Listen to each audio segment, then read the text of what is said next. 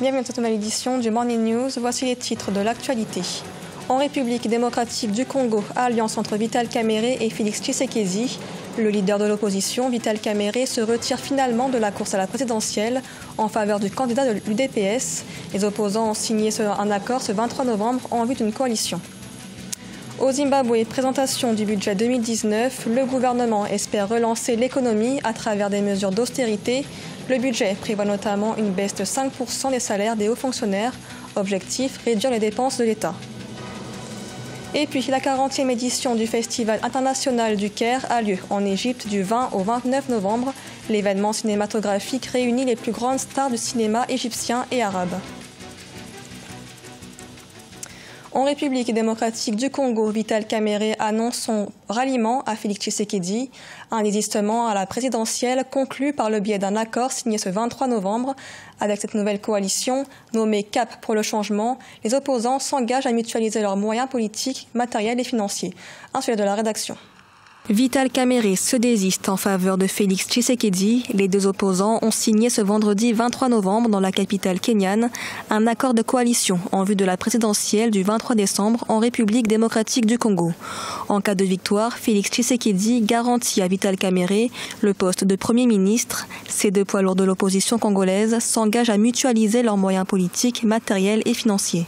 L'UDPS et l'UNC félicitent les présidents Vital Kamerhe et Félix Tshisekedi pour leur sens élevé de l'intérêt général et rendent hommage appuyé au président Kamerhe pour son humilité, traduite par son désistement en faveur du président Félix Tshisekedi afin de maximiser les chances de l'alternance dans notre pays.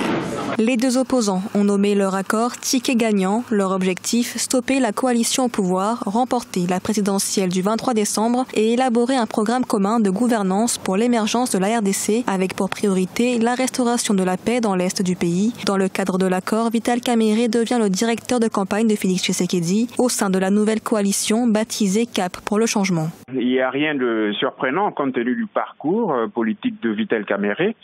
Il a toujours été inconstant et quant à Félix Tshisekedi, bien évidemment, il s'est rendu compte qu'il s'était trompé à Genève en signant cet accord qui mettait en avant la candidature de Martin Fayulu pour le compte de l'opposition.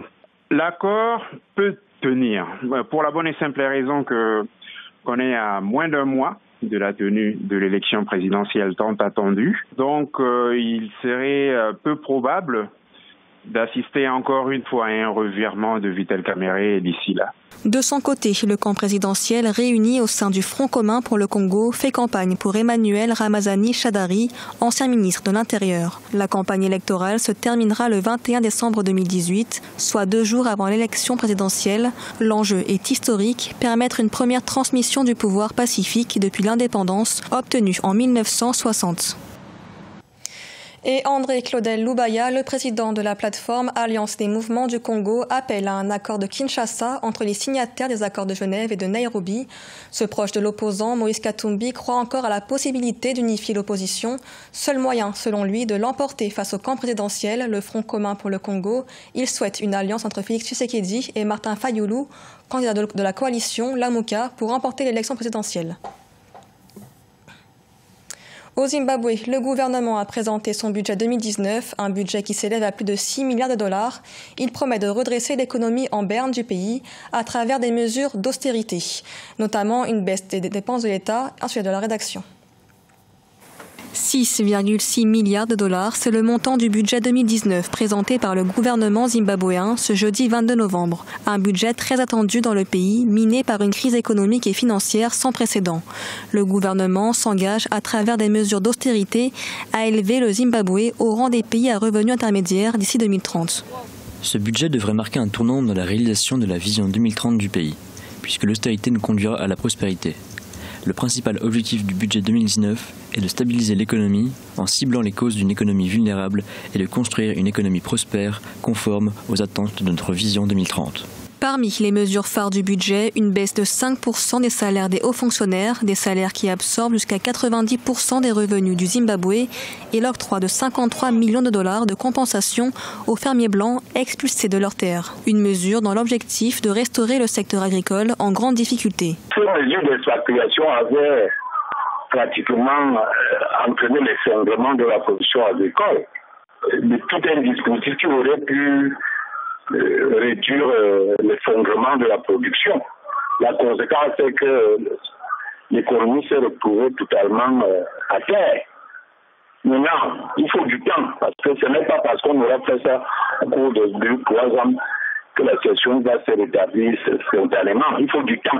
Le budget entrera en vigueur dès janvier 2019. Cela fait 1 an depuis la démission de l'ancien président Robert Mugabe que les Zimbabwéens attendent une amélioration de la situation économique du pays et de leurs conditions de vie. Une population aujourd'hui encore confrontée à une pénurie des produits de base et une inflation mensuelle qui a atteint 20% en octobre dernier.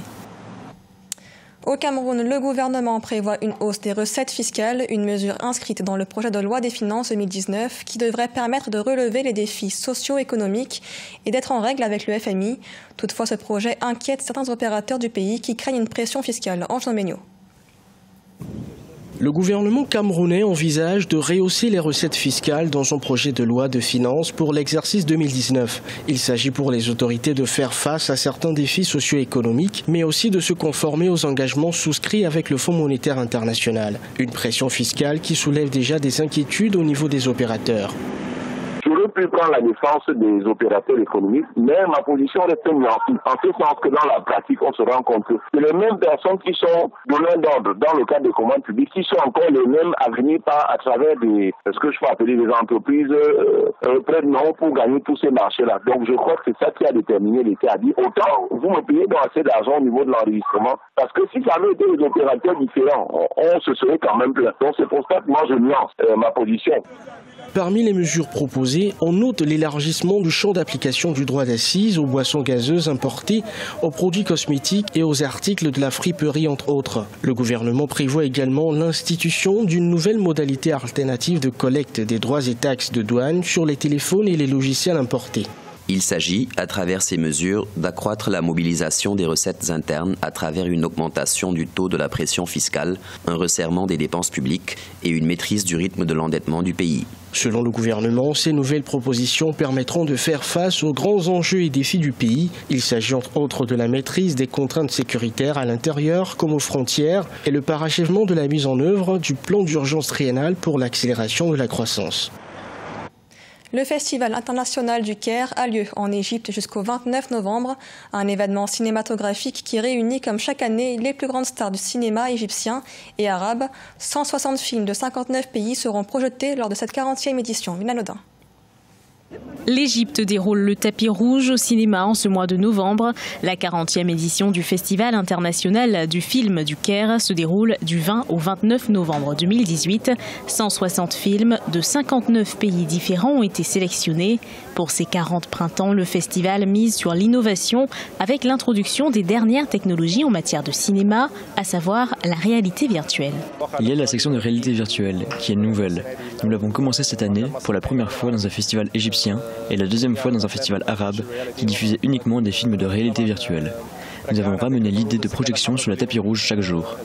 Un film important est projeté pour la première fois au Moyen-Orient en présence de plusieurs personnes impliquées dans le film, que ce soit des stars ou du réalisateur. Il y a beaucoup de changements et nous voulons que les gens viennent découvrir le programme parce que nous avons travaillé dur pour le sélectionner.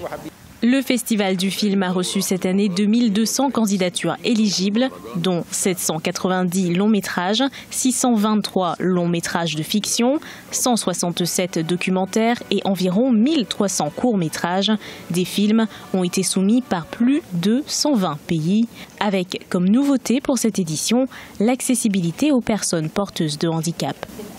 Nous devons vraiment présenter des films s'adressant aux personnes handicapées. Ce sont des personnes qui existent dans la société. Malheureusement, ils existent en grand nombre. Ils doivent donc avoir le droit de vivre.